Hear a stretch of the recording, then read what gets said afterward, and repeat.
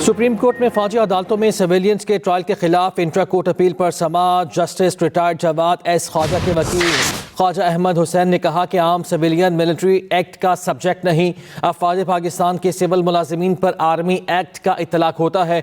Justice Hasan Rizvi ने कहा कि क्या एयर बेसिस पर हमला करने पर आर्मी एक्ट का इतलाक होगा, जिस पर वकील ने कहा कि APS वाक़े के बाद 21वीं तरमीम की गई थी।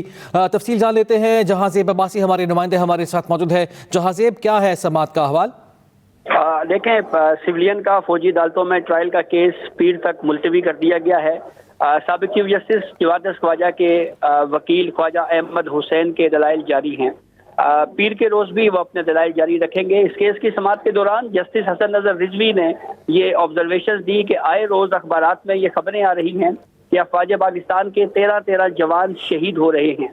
आपका ये मौक़िफ़ है कि इनके केसेस सिविलियन अदालतों में यानी ATC में चलाए जाएं, तो ऐसी सूरत हाल में जब सिविलियन केसेस में शवाहिद कौन पेश करेगा, इन शोधा को इंसाफ कौन देगा?